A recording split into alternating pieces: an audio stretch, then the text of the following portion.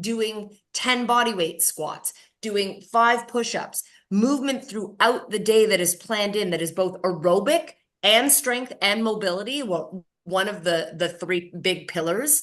These are more realistic, I would say, right, Brent? They're more realistic goals for many of our busy clients. Mm-hmm. And for some people, that's how they can fit it in, right? Mm-hmm. I mean, you talked about parents and, rushing around in the morning, get your kids to school and things like that. And then all of a sudden we got to go right to work. So you have to try to factor in, you can make time, but sometimes those time windows are, like you said, 10 minutes, 5 minutes here, 10 minutes there. But as the research shows, they add up in terms of the health benefits.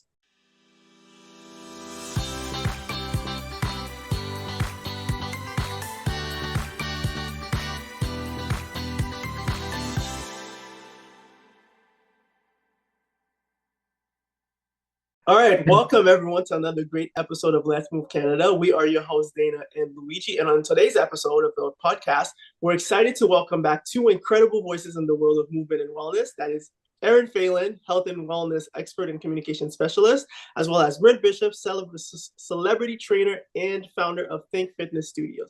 And before we reintroduce them fully, let me remind you that this podcast is brought to you by Let's Move Canada, whose mission is to make Canada the fittest nation on earth by 2030. Through conversations like this one, we aim to raise awareness about the importance of physical activity, mental well-being, and build strong, connected communities. And now, a bit more about our guest. Erin Phelan is a powerhouse in the world of health and wellness, and with over 20 years of experience, she's an award-winning group fitness instructor, personal trainer, and health coach who knows how to light up a room and a workout.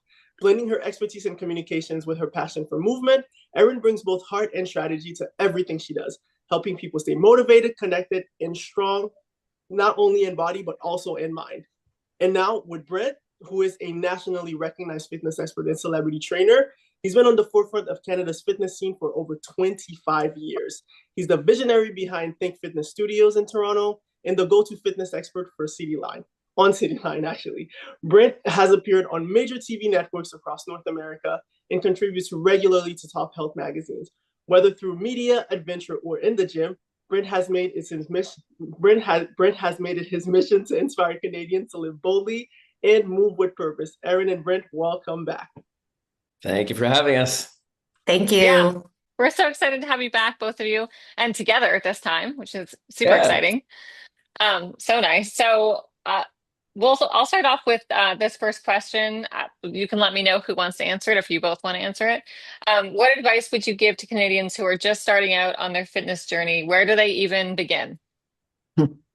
Well, I mean, Erin's going to agree with everything I say here. Yeah, 100%. Feel free to jump in. But, honestly, it's you got to start small. And here's one of the biggest things I want people to get across to people.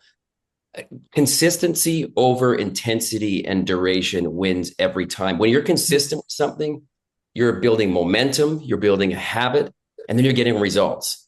So, and I alluded to this at the summit, you don't brush your teeth for 5 hours and then take, 2 weeks off and then brush your teeth again, thinking you're going to get great results. It's the same with fitness.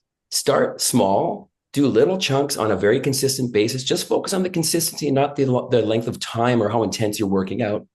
And you're going to get results. You're going to start working out harder. You're going to start, seeking more, and the durations will get longer if that's your requirement of towards your goals. So would be one of my biggest things. And then a second one would be, think of incorporating activity into what you're already doing. So with habits that you're already doing. So habit stacking, we call it. So, it could be doing some mobility while you're brewing your coffee in the morning, or, taking calls and going for a walk, or, always walking after lunch. Just simple things like banging off 10 squats while you're brushing your teeth. It can be really simple, but the more you do that, because you're always going to brush your teeth. And now if you start to do those squats, you're going to start to do this on a regular basis. It becomes a habit. Next thing you know, the week's gone by and you've done hundreds of squats, right? And do you think sometimes for some people, because they're just starting out and they have this goal in mind, or they have like a vision of who they're trying to become, right? But it can be discouraging sometimes because results are not immediate. You're not going to see like immediate results tomorrow, right? By going to the gym. And this is why it's so important to have some sort of emotional connection to your activity as well. So habit stacking is great to get started, but you can't, like, motivation comes and goes, right? It always comes, it never lasts. So I always say, I wrote this in my book, The Think Factor, motivation through inspiration. So you can't maintain motivation without being inspired. So a simple example is, going to a movie that you're like, it's one of those wow movies. You walk out of the movie and you're so inspired, and you're driven to take action on something. It could be, a superhero movie or whatever. I see a superhero movie and I want to go train. I want to go work out, Yeah. And so I'm inspired, right? Or it could be something that's moving more from a charity standpoint or something like that. You have an inspiring moment that's creating some motivation. So I think it's important to seek those out, and we'll talk about this later, I'm sure. But just in terms of planning your fitness cycles throughout the year, you have to plan them around these moments, and really identify what inspires you. I always tell people, write a list of what you always wanted to do, what you love to do, what just amps you up, and then start there. And actually, I love that. I'm going to add on to that word plan within my own fitness community. And what I send out almost every month is the reminder of have a plan A, a plan B, and a plan C. And your plan A is the workout you really want to do. Everyone has this idea that they want to go to the gym, or they want to go out and do 5K, or they want to do something. They want to do something big that is going to be a 30 to 60, maybe even a 90-minute workout. Everyone has, when they start working out, they have this idea they want to do something big. Life gets in the way continuously. So when life gets in the way, you drop down to a plan B. And that plan B is going to be a 15 to 20-minute workout that is going to be a non-negotiable. And if that falls away, you go to a plan C, which is an exercise snack or several throughout the day. Yeah. But you're going to plan your finances around saving up for a vacation. You're going to plan your work week with your meetings. You're going to plan all of those things. You have to plan exercise and movement into your life as well, and make it a non-negotiable. And as to add to what Brent said, that emotional feeling, like fitness is a feeling. How you feel at the end of your workout is successful. How you feel at the end of your workout is also, and everyone needs to know this, possibly sore the next day. You have to be willing to do some of the harder things to get to where you want to go. You look at any of us, any fitness leader, any fitness professional, anyone in the gym, we're not always driven. We're not always motivated to do our own workouts at all. And all of us who are honest about it would probably say at least every week there's at least once where we don't want to work out, but we do it anyways.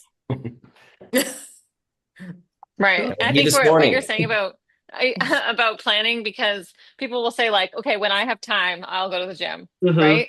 Or I'll go for a walk when I have time. Well, it's like, you're just not going to have time. That's not going to happen, right? Because something comes up. You have to make the time and actually plan it out, or it just passes you by. I'm like that too. I'll say like, oh, I'm gonna go, I'm gonna go run when I have time later, and then it's like you're making dinner and you're doing laundry and you're doing all this stuff, and then you're like, okay, I'm not doing it, right? But if I'd planned it like I plan a meeting or plan something else in my life, I would have done it. Yeah. And social media is full of a lot of messaging, right? And a lot of the, like, I don't like, and I'm curious how Brent feels about this. I don't like the bullying language that really, there's a layer of that in our industry, right? Like, it's like, no excuses. And like, you have time to do this and blah, blah, blah. Because you know what? You talk to a parent who is balancing working and getting their kids to activities. And that's a lot of my clients virtually. And like, it's a real thing. Like time and cost are real barriers for many, many people, right? And we're going to talk about this. I don't like that language, but sitting there and compassionately reminding someone, how do you feel at the end of your workout?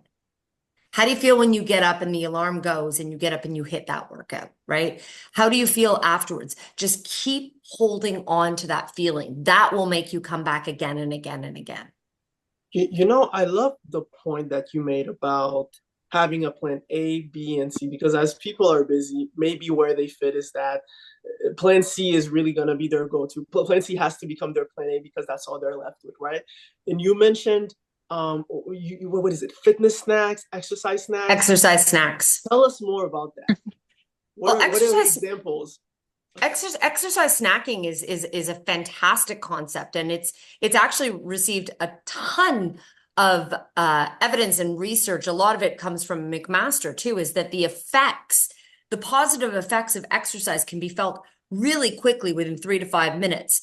The research on that shows though like really high intensity. So we're talking like high knees, jacks, hit or sit training to match the benefits of longer workouts. That said, doing 10 body weight squats, doing 5 push-ups, movement throughout the day that is planned in, that is both aerobic and strength and mobility, well, one of the 3 big pillars. These are more realistic, I would say, right, Brent? They're more realistic goals for many of our busy clients. And for some people, that's how they can fit it in, right? I mean, you talked about parents and rushing around in the morning, get your kids to school and things like that, and then all of a sudden we got to go right to work. So you have to try to factor in. You can make time, but sometimes those time windows are, like you said, 10 minutes, 5 minutes here, 10 minutes there. But as the research shows, they add up in terms of the health benefits. Right. And so the difference between doing 0 push-ups and doing 5 push-ups is, even though it doesn't maybe feel like very much, they're like, oh, it's only 5 push-ups, I'm not doing anything, right? It actually is a lot. It actually is a lot over the long term. Yeah, exactly. You know what else? That goes full circle with the consistency thing. Like if you only did 5 push-ups and you're like, okay, but if you did it again the next day, or took a day off to the next day, pretty soon, I guarantee the momentum is going to begin. And that 5 push-ups will become 10 may become 15. You'll see the strength gain. You'll be like, wait a second, I could only do 5 push-ups or 6 push-ups last week. I'm doing 10 now. And it creates that internal momentum. And again, that habit, right? You're forming a very positive habit that, who knows, in a year, last year I started doing 5 push-ups a day. And now this year, look at me, I'm in the gym. I'm doing these classes. I'm doing, these happen. I've seen it over and over and over. And I'm sure Erin has as well, just with people we work with. And you know what? It was on Global Running Day. I shared a stat. I was actually a bit shocked on this. Is something like, running is one of the most popular sports in the world, right? It absolutely is. Love it. Brent runs. I can't be a part of, but I want to be a part of some of Brent's run clubs. Like they're just like, the energy that you see in his run clubs are just phenomenal. I used to have a run club too during COVID. Run clubs didn't start out with like people running 5, 10, 15K, right? Like if you've never run before, you don't put on your shoes and go off and do 10K. You do a run to walk program, right? You run for a minute and then you walk for 4 and then you run for another minute. And all of a sudden, you've got the success of like a 5K. My cousin's doing this in the UK right now. We've got to look at that principle for everything. For strength training, for running, for aerobic, for HIIT training, for sit training. Because I think Brent and I would argue that one of the chasms that exists of taking sedentary and inactive people into the world of activity is the overwhelm. Because although we want to just get them moving, once they get moving, we want to remind them that they can't just walk. This is one of the problems that we faced with messaging from our governments. Is like, go out for a walk. Yes, go out for a walk. But if we don't resistance train, if we don't balance train, if we don't train mobility, we're going to have a group of seniors that are falling and still breaking hips because they've never strength trained. Falling when they go for their walk. Yeah, falling when they go for their walk. Yeah. Right. And pretty young too, probably. Right.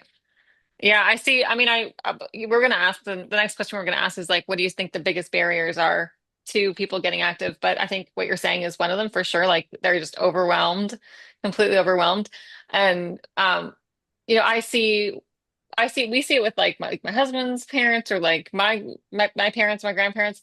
It's if you don't continue to stay active and maybe you can't for some health reason or whatever, right? There's a lot of reasons why people can't do the physical activity that they hope to do, but it also helps you in the future. So like thinking long term, like if you're in your 30s or you're in your 40s or 50s, it's like you have to think about, well, what do I want to be able to do in my 60s, in my 70s, in my Exactly. 80s, right? Mhm. We had somebody on the podcast from Fit Fellows. I don't know if you guys know who that, it's a group in West Vancouver, and it's a seniors program. So it's 70 and above, and they Oh, work nice. out every single day, and they have people in there that are 102 years old. One of the guys is 102 years old, Yeah. right? Some of them in their 90s. They're working out 5 days a week. And it's not it's this is another part of it, but it's not just the physical activity and the strength. It's also like community and having a social Mhm. network and having friends around. But going back to like reasons why people don't work out and don't start, what do you think are some of the biggest barriers to Yeah, not I being mean, active? we've touched on a few of them. I think, build it in, don't bolt it on, right? Like, so again, the Mhm. idea of don't approach it as, oh God, it's another thing to add to my long list of to-dos for the day. I have to work out now. Just Yeah. Mhm. build it in, right? Like we talked about Yeah. with some of the Yeah. sort of micro movements that you do. I think that's a big one. The habit stacking goes along with that. We talked about movement snacks. I mentioned at the summit my 5 for 5 for 45, right? So 5 Okay, exercises. what is that? Yeah. Okay, Explain. I'll go over it. So, the reason for it was to get people to get up off the damn screens, because, Mhm. about 85% of Canadians have a sedentary job, mostly at the desk, or at least inactive. So, we know when we're at desks, we're on our phones, we develop that tech neck, right? Neck forward neck position, internal rotators are short and angry. The posterior muscles of your body are all kind of virtually turned off almost. So Mhm. we want to counteract that. And so the idea of this is to get your body moving, get circulation going to your muscles, some blood flow, to your brain as well. So it's 5 exercises for 5 seconds or 5 reps every 45 minutes. Okay. So the first one, very simple. It's just a chin tuck, right? So we're tucking the chin in. So you're getting some activation and stretching of those neck muscles 5 times. Okay. Very simple here. Next one is the little thoracic mobility. So it'd be hands behind your head. If you have a chair with a high back, you can go right over that back of the chair. Don't force it, but nice big exhale. Come back 5 times. Feels really good. Get that Feels good. spinal movement. Get Yes. the blades coming together. Awesome. I love that. And then the next one is just to literally stand up, sit down. So you're doing 5 squats, right? And then Okay. the last two, one is you can do standing or sitting. It's just a little bit of trunk rotation. I'm on a swivel chair right now, so it's not really working very well. But again, we're getting some movement through your spine, your low back loosening up. And then last but not least is more of a scapular retraction. So bringing the shoulder blades together, the low to mid shoulder blades together. Those are the ones that are, we have rounded Mhm. shoulders because everything's tight here. We want to activate those muscles. So it's about, we do a little bit of elevation, but mainly focusing now on shoulders back, down, and we squeeze the mid to lower shoulder blades while keeping our head nice and neutral. And just doing that 5 times, you'll feel, the activation in between your shoulder blades and those back muscles. And naturally, it'll kind of bring your posture back, or at least bring that alertness to it. But doing these 5 exercises takes no time. You come back to your screen, you're way more focused. You've got circulation to your muscles. You've worked on your posture a little bit for that moment of time as well. And doing this again, it's consistency. So doing this repeatedly, you're going to develop better posture, better habits. You're not going to be sitting for as long duration at a specific period of time. And you're going to be much more alert. You're going to get much better work done. 100%. And I'm also, just doing that right now. I feel it. I feel it right you now. feel it. Yeah, Yeah, Alertness. Yeah. I'm so Brent, alert about my posture. You have so to do another feel reel it. on that and pin it on your post, because I think I everyone would will. be I like, will. yeah, Yeah. yeah. That's a good Just idea. because I was like, oh, I like that, stealing that. All fitness people steal things from each other too. Oh, yeah. And also I would say, like, in adding to, so time we talked about, cost, we can talk about that a little bit later, Mhm. right? People do think that fitness is expensive. It's not. Like, you can get dumbbells. There are literally, I mean, my program that I run, when COVID hit, I launched a virtual program. I am still running it. I'm one of those rarities in the fitness industry, but it's convenient. I've got 2 kids. I'm a single mother, and I go downstairs every morning at 6:30, and my clients have dumbbells, bands, Pilates balls, and you can get a great workout in home. There are millions of YouTube videos that can guide you and show you how to do that. But it really comes back to also have fun. right? Yeah. Like when Yeah. you are in a body that moves and moves well, it's fun. I like one of the exercise snacks I tell my people to do is like put on a song you like. You crack on Aha Take on Me, and suddenly you are in your kitchen and you are dancing and you are doing fast feed and you're doing put on a song, right? That there's a lot to be said for aerobic activity like dancing or moving, step touching, walking, because again, the blood flow and making sure that everything is moving in your body, getting your heart pumping. You feel it when your heart pumps. And a song, Energized. an average Yeah. song is like 5 minutes. Yeah. Great point. Makes perfect sense. And, just to go back a little bit to what you were saying, I like how you talked about on an individual level, the way that people should start is you start small and you start consistent, right? And you collective and little by little you add to it. Now, I want to think about on a larger scale, on the whole Canadian population. What truly moves the needle when it comes to increasing physical activity at like a population level? And are there any strategies or approaches that you've seen work over time? Yeah. Well, this is one that, I mean, if we start from the most important part, we look at the younger generation and the kids and the children, like from birth onwards. Like we have to have fitness, and I won't even say fitness. I mean activity and movement become a norm and not an expectation. So the problem I'm seeing right now is fitness movement is it's more of an expectation. It's something. Oh, I should be doing this, and it's not necessarily you're just doing it. And what's replacing it is screen time and programs being pulled from schools, physical education programs. So, I think starting with the kids, and I look at my child as an example, and I think he's lucky because I was raised that way too. And I grew up in BC. I did a lot of outdoor activity all the time. It was just a normal thing.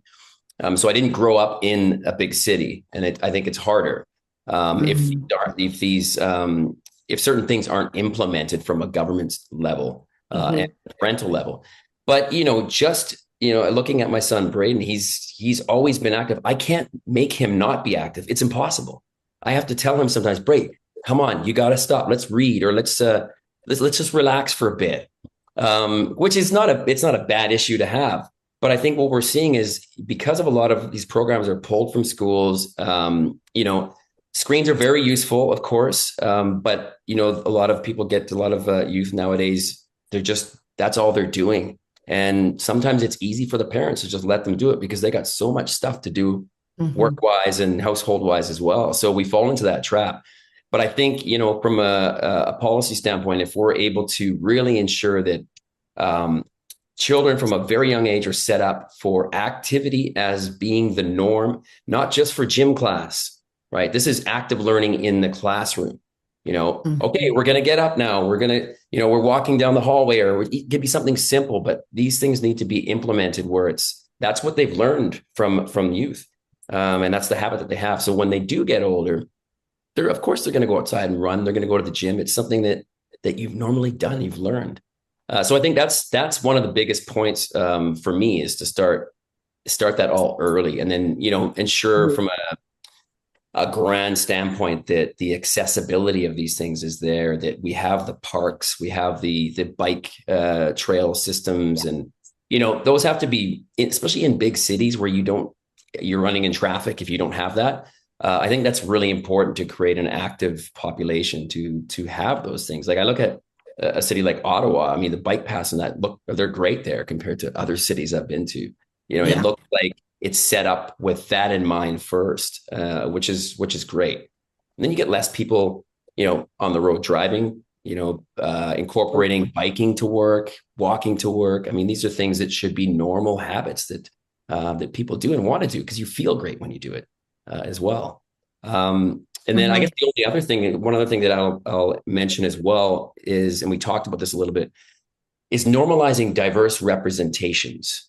And I think because Canada is very culturally diverse, right? Fitness for me may be different from somebody who comes from another culture. It may be dance for them, or it may be some sort of expression of their culture that is an active expression. What I've really, we talked about the run groups, it's a great example. What I've seen over this year, not even so much last year, but especially this year, is just the huge increase of these culturally diverse run groups. So for specific cultures, so the run group I think you were referring to, Erin, was Ultra Black. So literally, we meet. They have it in Scarborough, I think Mississauga, Toronto, and I think Hamilton's coming as well. But I meet in Toronto one every Tuesday at 7 p.m. I take my son with me as well, and on average, there's like 60 to 80 people. Wow! For these run groups, Amazing. and it's that sounds fun. Unbelievable. Sounds all super different fun. body sizes, all different fitness abilities. Some walk, some run. There's different levels. And, you get out there, you do your best, you have fun, you socialize. We just had a barbecue with this group on Sunday. There was probably 250 people at the barbecue. So much fun. Socializing, talking about all the great things that they've done over the year with fitness. I mean, these are really great things to see. And I think, more of that can make a big impact for sure. And I got a question for you on that front. How many of those are parents? How many of those in the run club are Quite parents? a few. Yeah. So exactly. to add before I get political, to add to what Brent's saying about kids, which is absolutely 100% agree with everything he said, the parents have to lead by example. And the grandparents have to lead by example as well, right? Mm-hmm. We have all of these parents who are putting their kids into sports, right? For example, let's use hockey, right? Let's use Canada's favorite sport, right? Parents are driving to an arena and sitting and watching their kids practice. Why? We need gyms that face onto the rink. If they don't really want to miss a beat, we need community centers and rinks to have fitness that is there for the parents to use. And many of them do. Many rec centers and municipalities across the country have that. That's called accessibility, right? Oh, that's a great idea. Yeah, that is a great idea. I do marketing for Matrix as well. And we put stationary bikes, some of our bikes, literally up against a rink in Fredericton. I think it was Fredericton. Double check. Fantastic, right? We need to make fitness easy. Brent and I'm sure that we had the same thing when we started out 20, 30 years ago. Like what you knew at the time was if your gym was close to work or close to home, you were more likely to go, right? And now we've moved home. Most people are fighting going back to the office. So like 2-3 days a week in the office. And what's happened? More sedentary behavior, right? So find a gym, find a community close and in your community that is going to be embracing and bring you in, or find a virtual community where you're accountable to each other. The aspect of community is so vital in whether or not someone starts and stays. Absolutely. And to the additional point, our government has to start investing. We keep talking about exercise, physical activity. It's so important. It's so important. Quietly, the province of Newfoundland and Labrador in 2021 added a $2,000 per family, $500 per person physical activity tax credit. So if you live in Newfoundland and you go to the gym at the end of the year, you can submit receipts and you get the money back. We're doing something similar in Nova Scotia. There are similar moves happening in Alberta. Why do we not have this nationally? Well, and the other thing I think of, and I think you and I talked about this, Erin, is one of the things the government implemented, I think it was the first quarter of the year, was that, taking the tax off of alcohol and some food items. So like I could go out to the LCBO, get alcohol, I could get junk food, no tax. But next thing, if I want to go to a gym or do a fitness class or something for my health, I'm taxed on it. So I don't, to me, that's kind of backwards. And I think taking a look at that as an example is like, come on. A lot of Canadian families, it's hard to make ends meet and put food on the table, and to get a gym membership or do a class, a group of classes or something like that is something that they can't really do, or they don't think about, because that's taking away from what they need to put food on the table. So I will mention taxfreefitness.ca. If you want to sign a petition, go there, taxfreefitness.ca. There's thousands of people that you can join on signing that, because I think having a tax break on things like fitness is only going to help this goal of getting Canada, the fitness. Absolutely. Yeah, no, for sure. And your infrastructure, right? Changing the infrastructure of the cities to make them more. I Yeah. mean, I don't know if what was this the city in the US? It had they had it was called the million pound challenge. Did you guys hear about this? They had a Oh, city where they were going to lose 1 million pounds. Oh yeah. And wow. because they were rated the number one most overweight city in the US. So Right. Yeah. What city so the was that? governor, forget which city, and so the governor launches this pound challenge, and they did it, and they by a lot of it was just changing infrastructure. So like putting in Hmm. sidewalks and putting in bike paths and putting in so people could actually access it instead of just driving Right. everywhere. And I noticed that in a lot of cities, right? It's like, okay, you can drive wherever you want, but there's nowhere for people to walk. They walk to the Yeah. grocery store, walk to the mall, like walk wherever. And that really impacts your life over a long period of time, Oh, right? If 100%. you're not walking it right. So I think infrastructure and all, the policies that you're talking about with tax credits, and there's a lot of things that they could be doing, I think, that maybe they just need Yeah. more pressure Another or one's employer talk about it. incentives, right? Like, Right. I was yeah, about to go into incentivizing workplace employers. I mean, health. because I take a look at, there's a couple of things. I mean, also employers setting up let's say it's an office, setting it up to have a wellness component to it. I mean, it's To make not, it it's easier. a Oh, that's just, no-brainer. And take a look yeah, at and Erin that can just talk seems about like that, but so like, basic. I Yeah. mean, you look at absenteeism rates and sick leave and all that, what, 25, 30%, you can drop that significantly by having some of Mhm. these things And incorporated. and here's the thing, Brent, on the wellness place, because this is something I've been looking at on a number of different areas, especially privately, is Hmm. that if you look at some of the studies that have come out this year from like Benefits Canada, Canadian HR Reporter, Hmm. companies say they're invested in their employees' health, right? There's a Hmm. lot of lip service being Hmm. said to it. Yeah. Employees are saying that like 82%, something that was very, very high, are saying that they want to work for an employer who believes in their health, right? But where's the investment? Right. I Hmm. saw something really great on Instagram a couple of days ago. It was like, I want to have like a well day instead of a sick day. If I'm feeling amazing and I Well, want to go out for a run and the sun's out, I want to be able to call in well. Hi, I'm not sick that today. is I'm well. great. I love that. I want to go and exercise. I want to go out for a 2-hour bike ride. Like, is it okay if I Yeah. don't come into work today? But employers need on-site fitness facilities. Yeah. You have these Yeah. spaces now where Or you're at least have fighting the to get benefit of your employees can go to a gym. You can Yeah. go to totally, this gym or that Right. gym. We're totally. going to pay this much for you. Yeah. Exactly. You're either and there are many private companies, many insurance companies that have that. There are many of Mm. them. But it feels as though there's a lot of these dots, right? Where they all need to be connected at Yeah. some stage, right? Because not every employer has that. And so if that's the case, and not everyone has benefits and not everyone Yeah. works, there's a lot we're living in a gig economy, right? We're living in an economy where there's not everyone has health benefits. There Hmm. needs to be more equalization and accessibility above the board, that Yeah. exercise, physical activity is non-negotiable in someone's lifespan if they are Canadian, right? And how we get that to become the fittest nation on earth, which is your mission, it's our personal mission. Mhm. Well, it's the same thing, going back to the analogy. You don't start someone out at a 5K run. They have to learn how to walk first, right? We keep talking, but the steps have to be in place. The action steps have to Mm. be in place to get there. Well said. I mean, I don't want to go on and on about this, but like, exercise is the number one drug in the world, right? And it's free, essentially.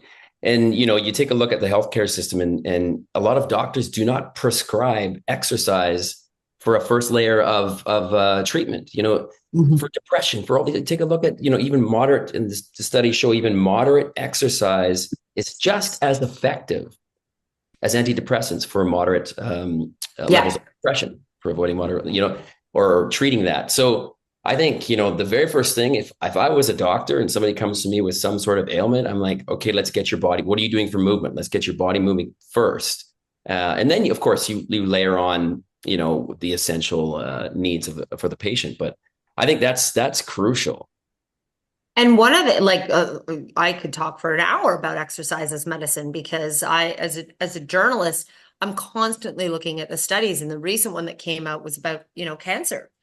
And those who had fought cancer, were in remission or going through chemo, were getting better results if they had physical activity in terms of their markers. If they were actually physically active, they were able to recover from cancer at a much greater rate. We see that with heart disease. We see that with type 2 diabetes. You know, we're living in a time where there's no longer type 1 and type 2 diabetes, but there's type 3. What's type 3? Type 3, you're on your way to type 2, right? And there has to be a point where we're going to go, if we don't do something about it, our healthcare system will collapse.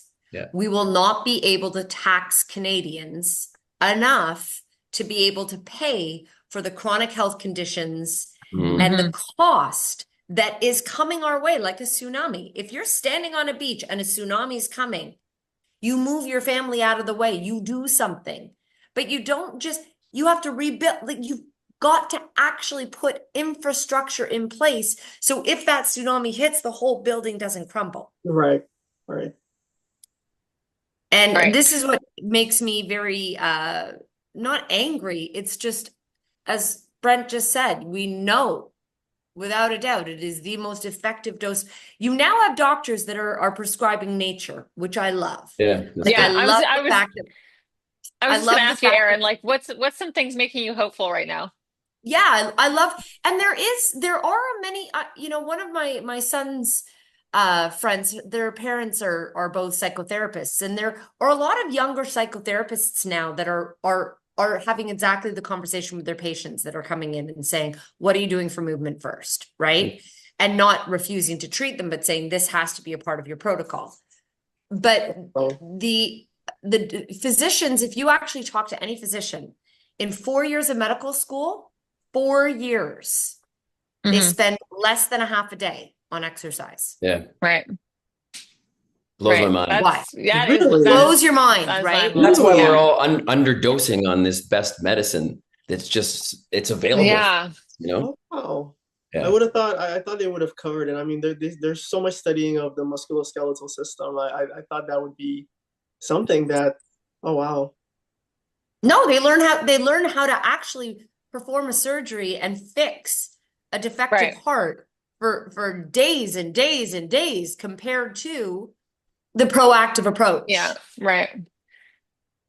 So, I mean, when we had Dr. Caitlin Link was at the summit, and she was talking about proactive, her company's Benchmark Proactive Health, and that most of the people that go, that she sees in the ER is lifestyle, not, exercise, nutrition, kind of trying to things that people end up in the ER for, which blew my mind, honestly. I thought it was going to be more like, I don't know, 40 or something, but and I heard it from another ER doctor too. It was like, these, if they're treating, of course we need the surgeons to be able to put you back together. We need all of the doctors to be able to do those things, of course, but wouldn't it be much better if we didn't end up in that?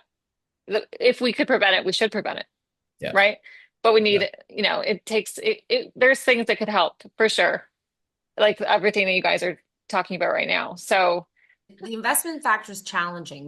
We've had meetings with the FIC. We've had meetings with politicians over many, many years, and they want us to put together sort of a financial plan, right? So if you think about $500 per Canadian, let's just say a ballpark figure, right? $500 per Canadian. The argument is often made about the children's physical activity tax credit that the Harper government had many moons ago. And when Trudeau came in, he canceled it. And the argument that was made, and continues to get made because it was made on National Health and Fitness Day, is only middle and upper class Canadians accessed that. And, so one, my argument is always that research is 12 years old, number one. Number two, why should a physically active Canadian who's costing the government less money not be allowed to actually submit their receipts for a tax benefit, right? That's number two. And number three, we did a study, small study, but still 2,000 people, that actually showed, and it was all across the country, and it showed that 59% of inactive Canadians, not like they come to the gym, said that they would be incentivized to join a gym or a fitness community if there was some kind of a tax benefit. So if you've got 6 out of 10 Canadians telling you that there would be, if there was an incentive, it might move the needle, then why on earth do you not actually do that? I understand that housing is an issue. I understand that our government is under attack from the US. I understand that there are conflicting and multiple issues that face Canadians and face our government. But if you do not have healthy Canadians, do you have anything? Right. You don't. No, I think Makes sense. right. I think that's a great place to. Is there anything else that either of you would like to discuss or talk about or mention? Oh gosh. I mean, Kind of do went we through got everything. another 5 hours? Could be the Brent and Erin show. I know. Yeah, I exactly. mean, Hey, exactly. You know, we talked about, I had mentioned, starting with the kids, and that is really, really important. But if we also move that up towards, a big part of the population is, 40 plus and aging, let's put it that way. We're all aging. Yeah. Yes, we are. Yeah. The issue here is, if you're not active and if you're not strength training, right, you want to focus on strength, mobility, and cardiovascular. Erin, you mentioned the 3 pillars as you age. So when you age, you're losing about 3 to 8% of your lean mass, your muscle mass every decade after the age of around 35. So when you get to like 60, 70, 80, you could be 40% less lean mass.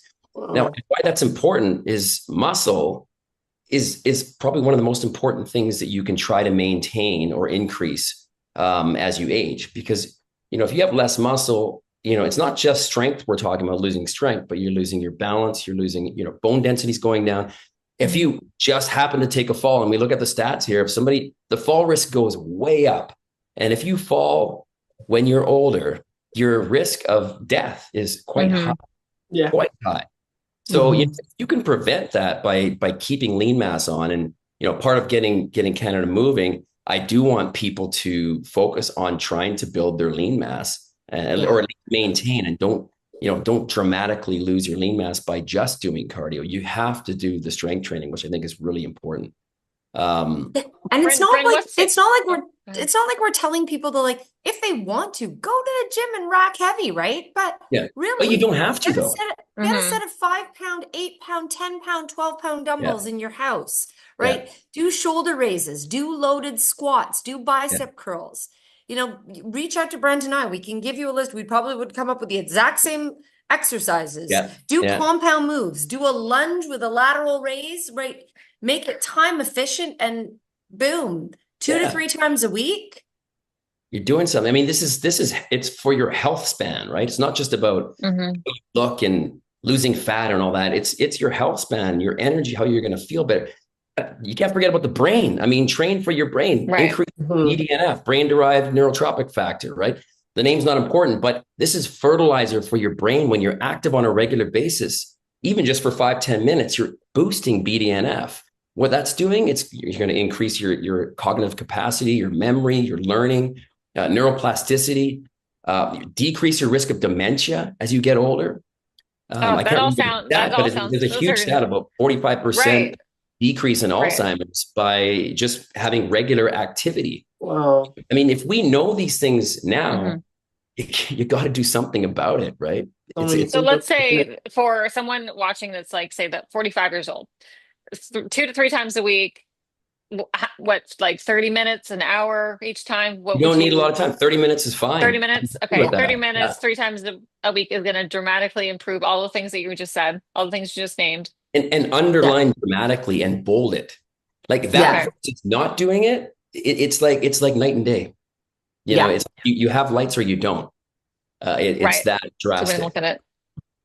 And again, and then consistency is not just doing 1 week and then take 3 months off and like, oh, I did that, check. No, it's consistently doing the work, right? Right. Like schedule those 3 days, plan those 3 days, right? Yeah. Every week for the rest of your life. That's right. As much as you can, 30 minutes. And then it will really dramatically improve your quality of life. your health span. Yeah. And if you don't know where to begin, you can check out Brent and Erin's websites. You can message them, see them We're here to on help. social We're media. here to help. Yeah, There's 100%. right. Your virtual class, is that available to anyone? Yeah, I mean, mine's a membership community, but Okay. honestly, anyone watching, I don't know how many free classes in the pandemic, I taught for 6 months for free every single day. And then I launched it as a business. And the best part about my business is it's live. So there's a whole crew of people who come live and they do a group fitness class with me. And I told them about a year ago, I'm like, suck it up, buttercups, for strength training 2 to 3 times a week. And they're all like, because they Amazing. had 1 to 2. And I'm like, no, I'm like, if I'm going to be a good coach to you, you're going to be loading your muscles, all the time. And I have a 69-year-old woman in my program who does Tabata once a week, and she Oh loves my it. gosh. Yeah, Tabata is like high intensity. yeah, I have Wow. there's a woman in my HIIT class who's like in her 60s. Yeah. I'm like, And you know what? Like I never say that you can't do things, right? yeah, Like, yeah. everyone, there are a lot of people that, 22% of the Canadian population does have some form of a disability. Like, when Brett was Yeah. talking about adaptive and inclusive. So it's not like one of those statements like everyone can do everything, because that's not actually the truth. Right. But there is adaptive equipment now, right? Mhm. There are things that you can do. And, I can point you in the direction of a number of different organizations. But if you live in a body that is capable of Mhm. lifting weights and walking at an intensity that takes your heart rate to 80, 90%, right? Not just Mhm. going for a stroll, but goes into a challenging place, then you actually have a responsibility to your kids, to your grandkids, to your community. We're all here. I believe that every single human is here to make a difference in the lives of everyone around them, right? And the only way you can do that is if you're healthy. And the only way you can be healthy is if you're active. Yeah. I love that. And the one last thing I'm going to add is it doesn't need to be going to a gym, right? There's like outdoor Mhm. sports, there's tennis, there's walking, there's hiking, there's biking, there's skiing, there is gym class, but if you don't want to lift weights, you go to HIIT class or dance cardio or whatever it is, At swimming home, at home, fitness bits, right? virtually. So Yeah. So many Yeah, different maybe ideas. we talked So, about making it interest driven, right? I mean, mhm. start there and you'd be amazed what happens from there. And most people can buddy up with somebody, to get somebody to come on the journey with you. Look, I'm going to start the gym. I have gym intimidation. It's a real thing. I'm nervous, I have anxiety. I don't know if I don't feel comfortable in the gym. Will you come with me? Or hire a personal trainer or go in a group that's very, maybe a beginner class or something, so you can learn how to do things correctly, or join Erin's class first, right? Start there so you can learn in the comfort of your own home, get advice from Erin, and then, hey, you know what? I'm going to try the gym. I feel more confident now. So there's always a place to start for every person. And I guarantee you, like, I'm going to be bringing my virtual community. Brent and I talked about this, to his studio, because if you've ever Cool. seen his studio is just like, it looks like a playground, and I want to come and play. Right. And I have a feeling he will push me well outside my comfort zone, which is good and bad. But good. But the whole concept, like, my people, one of my clients is off to Italy, right? She texted in our WhatsApp group. She was doing mobility. She was doing low squat to hinges, which we do every day in our program. We do mobility for 15 minutes before the class every single day, non-negotiable. And they're there for each other, right? Someone's dog died and there was all this sympathy, right? Like, you want to find your people, right? You want to find your people, because your people will miss you when you're not there. Your people will reach out to you and ask how you're doing. Your coaches will do that for you. We weren't meant to do this life alone. Yeah, exactly. And that's especially true of fitness. Oh, love that. So consistency and community, the two C's, two very important C's that we're being left with today. You got it. Love it, love it, love it. So I don't know about you, Dana. I'm getting ready to maybe go do some exercise myself. So I know, but talks like this are very motivating, right? So thank you to you both for being on here, for not only sharing your stories and your thoughts, but really just words of motivation for everyone. And words of encouragement, words of motivation, and words of wisdom, really, because again, knowing that you can do so little and achieve consistently, and achieve so much in the end is just so powerful. And that's what we're all about here. Thank you to everyone for tuning into this episode. Again, we're your hosts, Dana and Luigi. And if you want to learn more or train with Erin, please feel free to follow her on Instagram at Erin Phelan Fit. So that is ErinPhelanFit, all in one word. Or you can go to her website at erinphelan.com. Now, if you want to follow Brent as well, and I recommend doing both, you can go on Brent's Instagram, which is I am Bishop, IAMBISHOP, or you can go on his website, iambishop.com, or you can also do thinkfitnessstudios.com. And while you're at it, check his book, the Think Factor. Check it out. See the 45 minute exercise portion that he was mentioning, and try it out. And in addition, make sure to check out our Instagram at Let's Move Canada for latest updates, and head over to our website at letsmovecanada.com to learn more about our mission. Don't hesitate to DM us if you want to be part of this or if you have any questions, and stay tuned for all of our updates. See you next time.